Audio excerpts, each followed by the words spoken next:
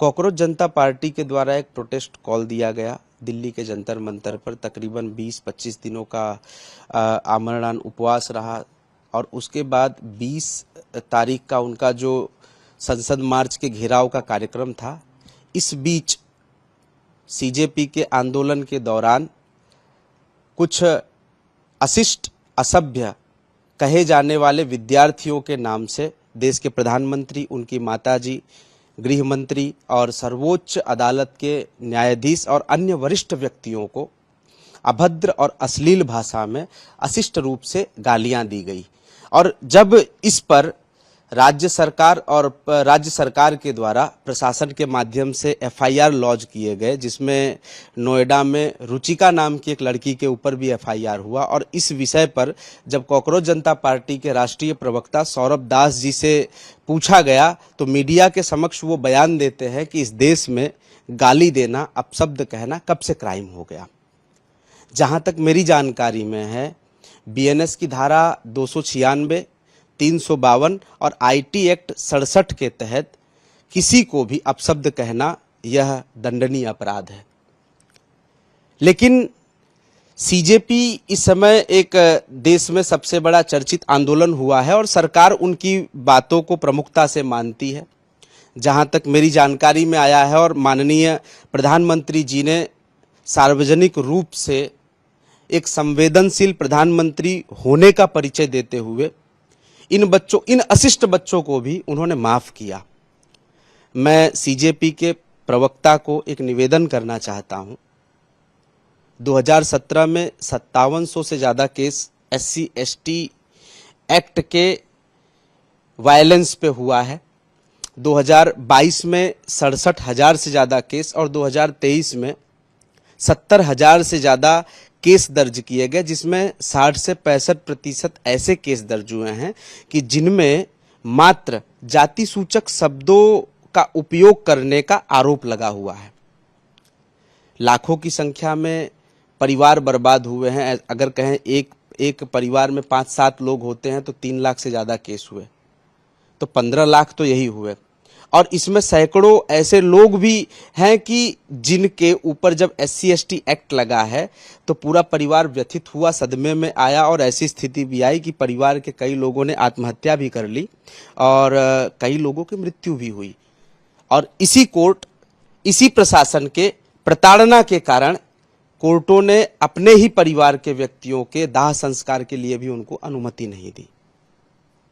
तो मैं सीजेपी के प्रवक्ता के माध्यम से सरकार से कहना चाहूँगा, माननीय प्रधानमंत्री जी से भी निवेदन करना चाहूँगा, अगर गाली देने के अपराध में सीजेपी के आंदोलनकारियों को, अशिष्ट आंदोलनकारियों को माफ़ किया जा सकता है तो इन 3 लाख से ज़्यादा मुकदमे झेल रहे जनरल और ओबीसी परिवार के लोगों के ऊपर जो SC ST का कानून लगा करके उनके ऊपर मात्र गाली देने का, जाति सूचक शब्दों के उपयोग के माध्यम से अपशब्द कहने का आरोप मात्र लगा है, उन सभी केसों को सरकार को तत्काल वापस लेना चाहिए।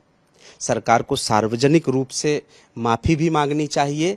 और जहां तक मेरी जानकारी में है कि SC ST एक्ट के तहत जो शिकायतकर्ता होता है, वो कोई केस करता है तो उसे 85,000 से लेकर के 8,25,000 रुपए तक का अनुदान मिलता है।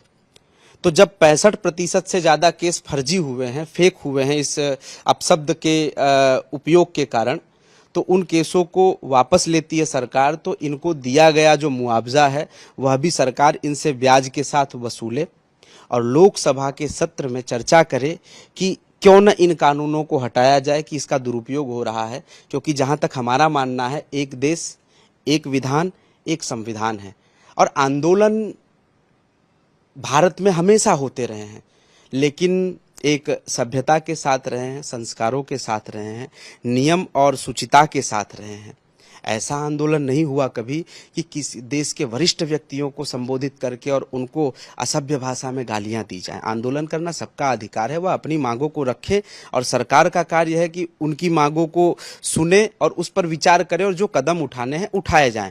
परंतु सरकार को केंद्र में रख करके, सरकार को ब्लैकमेल करके, इमोशनली ब्लैकमेल करके, अपने आप को स्टूडेंट दिखा करके, जबकि वो हैं कि नहीं ये तो जांच का विषय है, दिखा करके और सरकार को ब्लैकमेल करके अपनी मांगों को मनवाना, ये कहां तक उचित है, ये सरकार को भी सोचना चाहिए, देश के नागरिकों को भी सोचना चाहिए।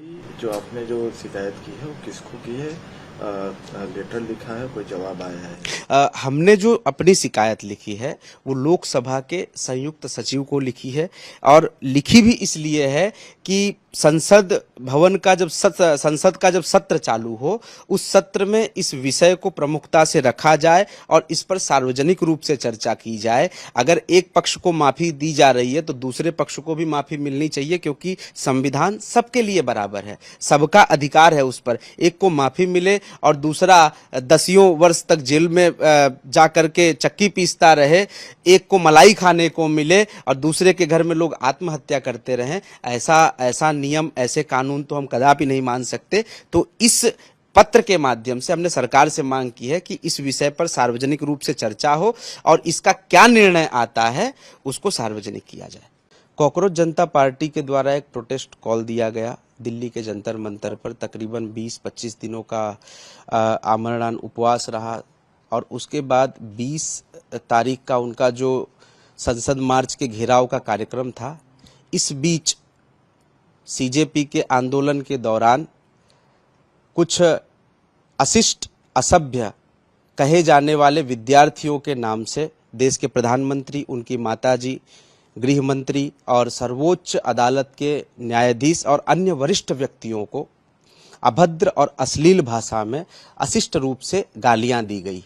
और जब इस पर राज्य सरकार के द्वारा प्रशासन के माध्यम से एफआईआर लॉन्च किए गए, जिसमें नोएडा में रुचिका नाम की एक लड़की के ऊपर भी एफआईआर हुआ। और इस विषय पर जब कॉकरोच जनता पार्टी के राष्ट्रीय प्रवक्ता सौरभ दास जी से पूछा गया तो मीडिया के समक्ष वो बयान देते हैं कि इस देश में गाली देना, अपशब्द कहना कब से क्राइम हो गया।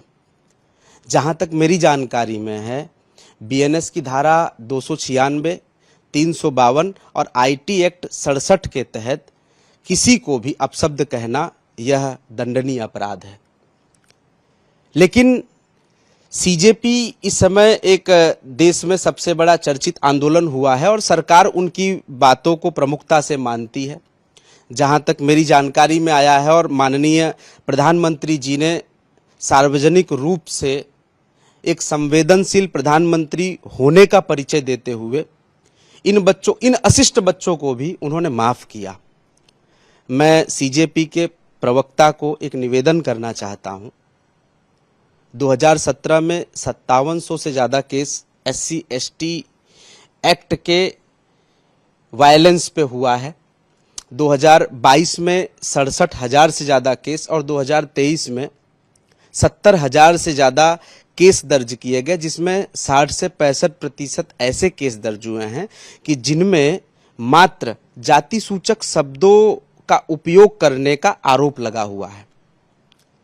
लाखों की संख्या में परिवार बर्बाद हुए हैं। अगर कहें एक परिवार में 5-7 लोग होते हैं तो 3 लाख से ज्यादा केस हुए, तो 15 लाख तो यही हुए। और इसमें सैकड़ों ऐसे लोग भी हैं कि जिनके ऊपर जब SC/ST एक्ट लगा है तो पूरा परिवार व्यथित हुआ, सदमे में आया और ऐसी स्थिति भी आई कि परिवार के कई लोगों ने आत्महत्या भी कर ली और कई लोगों की मृत्यु भी हुई। और इसी प्रशासन के प्रताड़ना के कारण कोर्टों ने अपने ही परिवार के व्यक्तियों के दाह संस्कार के लिए भी उनको अनुमति नहीं दी।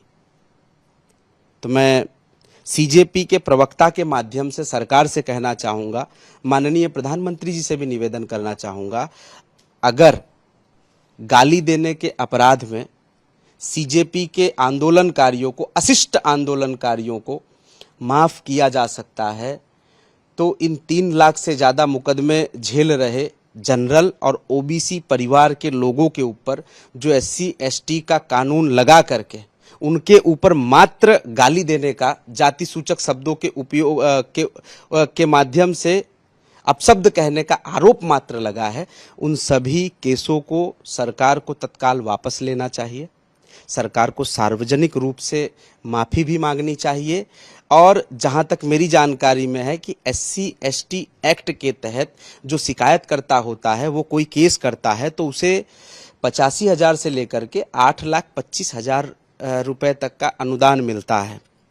तो जब 65% से ज़्यादा केस फर्जी हुए हैं, फेक हुए हैं इस अपशब्द के उपयोग के कारण, तो उन केसों को वापस लेती है सरकार। तो इनको दिया गया जो मुआवजा है वह भी सरकार इनसे ब्याज के साथ वसूले और लोकसभा के सत्र में चर्चा करे कि क्यों न इन कानूनों को हटाया जाए कि इसका दुरुपयोग हो रहा है। क्योंकि जहां तक हमारा मानना है, एक देश, एक विधान, एक संविधान है और आंदोलन भारत में हमेशा होते रहे हैं, लेकिन एक सभ्यता के साथ रहे हैं, संस्कारों के साथ रहे हैं, नियम और शुचिता के साथ रहे हैं। ऐसा आंदोलन नहीं हुआ कभी कि किसी देश के वरिष्ठ व्यक्तियों को संबोधित करके और उनको असभ्य भाषा में गालियां दी जाएं। आंदोलन करना सबका अधिकार है, वह अपनी मांगों को रखे और सरकार का कार्य है कि उनकी मांगों को सुने और उस पर विचार करे और जो कदम उठाने हैं उठाए जाएं। परंतु सरकार को केंद्र में रख करके, सरकार को ब्लैकमेल करके, इमोशनली ब्लैकमेल करके, अपने आप को स्टूडेंट दिखा करके, जबकि वो हैं कि नहीं ये तो जांच का विषय है, दिखा करके और सरकार को ब्लैकमेल करके अपनी मांगों को मनवाना, ये कहां तक उचित है, ये सरकार को भी सोचना चाहिए, देश के नागरिकों को भी सोचना चाहिए। जो आपने जो शिकायत की है वो किसको की है? लेटर लिखा है, कोई जवाब आया है? हमने जो अपनी शिकायत लिखी है वो लोकसभा के संयुक्त सचिव को लिखी है और लिखी भी इसलिए है कि संसद का जब सत्र चालू हो, उस सत्र में इस विषय को प्रमुखता से रखा जाए और इस पर सार्वजनिक रूप से चर्चा की जाए। अगर एक पक्ष को माफी दी जा रही है तो दूसरे पक्ष को भी माफी मिलनी चाहिए, क्योंकि संविधान सबके लिए बराबर है, सबका अधिकार है उस पर। एक को माफी मिले और दूसरा 10 वर्ष तक जेल में जा करके चक्की पीसता रहे, एक को मलाई खाने को मिले और दूसरे के घर में लोग आत्महत्या करते रहें, ऐसा नियम, ऐसे कानून तो हम कदापि नहीं मान सकते। तो इस पत्र के माध्यम से हमने सरकार से मांग की है कि इस विषय पर सार्वजनिक रूप से चर्चा हो और इसका क्या निर्णय आता है उसको सार्वजनिक किया जाए।